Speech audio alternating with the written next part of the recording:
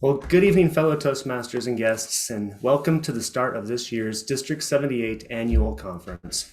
My name is Wes Schell, District 78 Program Quality Director, and it's my distinct pleasure to welcome you to our conference. I'd like to introduce you to this year's co-chairs, Lane Latigo and Megan Bourret. Lane and Megan, together with several other Toastmasters across our district, have been working really hard these last few months, putting together this virtual conference. Here in a bit, Megan's going to highlight some of the things that you can expect in order to maximize your conference experience virtually. But first, I'd like to introduce you to the host of this year's conference and the person responsible for our theme. Lane is a passionate Toastmaster who believes that each member matters. And trust me, I've seen this firsthand working with him over the last year. No matter their status in Toastmasters, Lane thinks every single Toastmaster is important.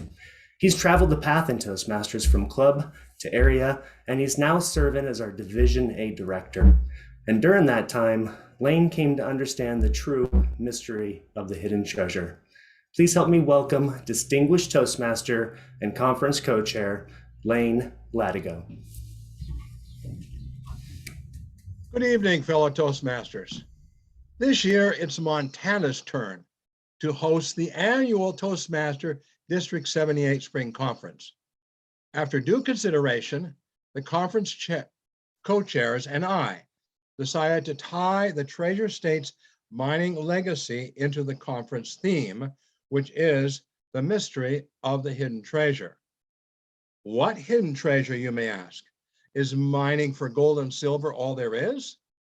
We will look for another hidden treasure soon. Mining in Montana began in the 1850s when gold was discovered near Deer Lodge.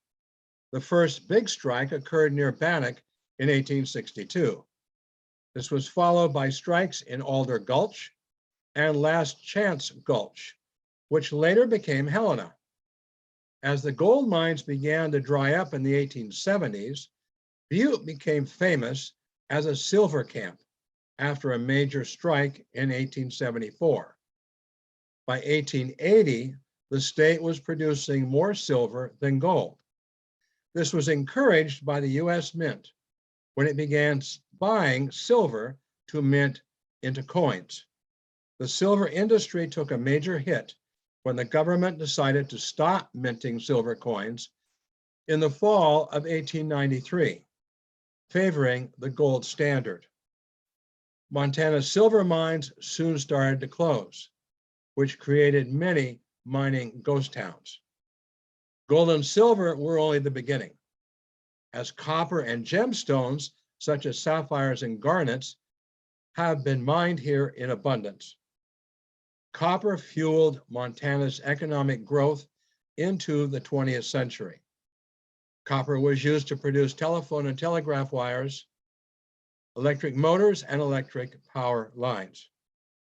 Worldwide demand for copper brought prosperity and growth, and ultimately the chance for Montana Territory to become a state in 1889. Montana is also known as the only source for sapphires in the US. Yogo sapphires are especially valuable. As the miners were searching for gold, they would throw away the blue stones as trash. Then a curious miner sent some in a wood cardboard box to an appraiser in Helena, who sent them on to Tiffany & Company in New York for appraisal. They were amazed at the quality of the stones. That started the search in earnest for sapphires in Montana. As you can see, while the primary search was for gold and silver in the early years, there were other minerals and gemstones that were hidden in plain sight. The clues were right there, overlooked in the sluice boxes. Today, there are over 3,700 abandoned hard rock mines in Montana. Now let's look at Montana's other hidden treasure, its people. It is the people who came to Montana searching for economic opportunity that fueled its growth and development. From the frontier days to the present, there are those hardworking good folks who want to help their neighbors. Then there are those who want to take advantage of their neighbor's goodwill. Those are the con artists, from the card games and snake oil of the frontier to the online and phone scams of today. It is those people who believe that they're entitled to whatever they want, regardless who actually owns it. It's the I mentality. That's called narcissism. Narcissism is rampant in this country. These are people who are only out for themselves, regardless of how much harm they may inflict on those around them. They have few friends. Their family members simply endure being around them. That was me for many decades. Fortunately, I've had a few friends who saw that through the narcissistic facade that I had and saw something that I didn't even know was there. It's been through years of psychotherapy and Toastmasters that I have become a recovering narcissist. That is why I am so very passionate about Toastmasters. Without that, I would not be the man I am today, the exact opposite of narcissism. It is so much more enjoyable to be vulnerable and to allow others into my life. Scary? Oh, yes. Yet I wouldn't have it any other way. It's so much fun to help other people, then stand on the sidelines and applaud their successes. What about you? Do you know someone who is a narcissist? Maybe their hidden treasure is deep inside. Maybe they don't even know it's there. Maybe you can help them uncover the clues and crack the code. This is the code of awareness, which is the beginning of healing. They must want to change first and foremost. Now you know the answer to the mystery of the hidden treasure, both hard rock and human. Mining minerals and helping others sets Montana apart. Which will you pursue? Who will you help to find their own worth and value? Tonight, we begin the exploration of 3 educational tracks: leadership, speaking, and new members. There are 12 speaker slots. Tonight and tomorrow night, there will be 3 presentations running concurrently at 7 p.m. and at 8 p.m. Though you cannot watch all of them tonight or tomorrow night, they will be available on demand after the conference for at least 30 days. This will allow you to see or review every presentation at your leisure. This is the first time, to my knowledge, that the software Whova has been used in the Toastmasters District 78 conference. This formatting will allow for more flexibility and access of information and presentation for all participants. Please let us know your thoughts after the conference is completed on Saturday. Now allow me to introduce Megan Beret, our technology chair, who will explain Whova and what it can do for you.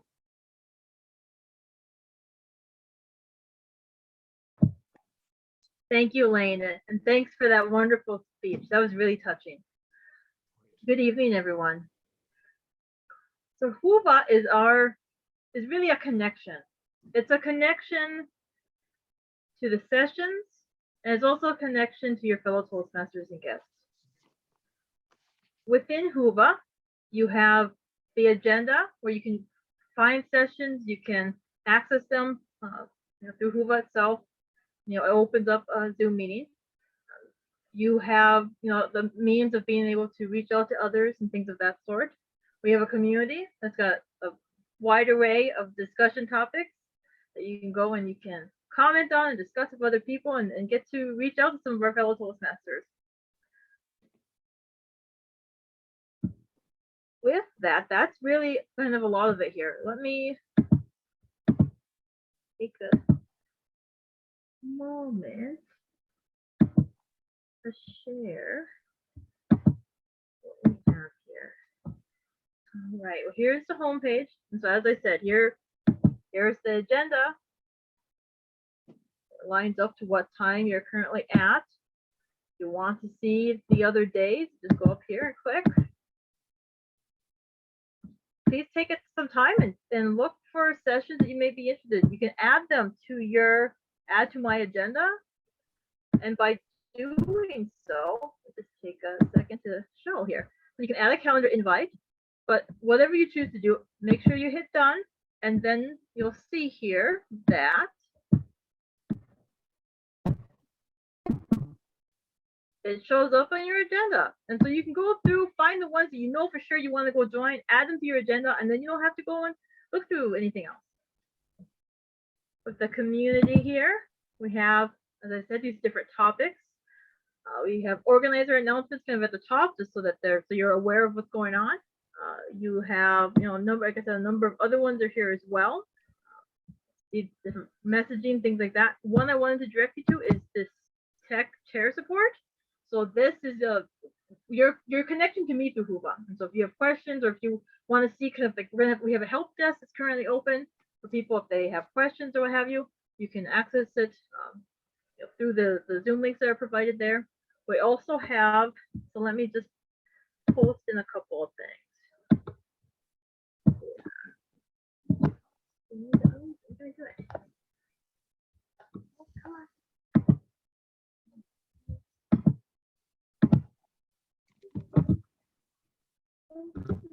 Tiny. Oh, okay. There we go. And so there's the Zoom meetings, there's the tech email address. So if you have any questions, concerns, you can bring them up there.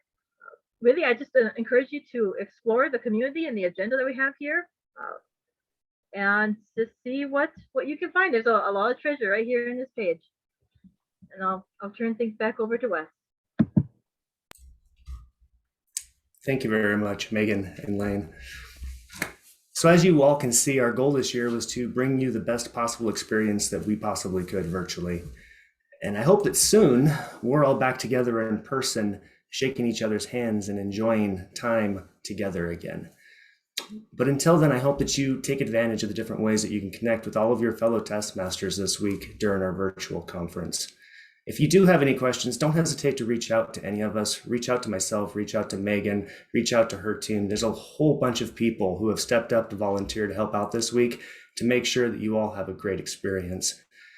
With that said, in 15 minutes, our first sessions will be beginning.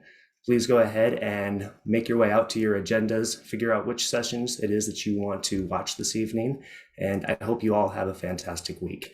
Thank you for joining us tonight.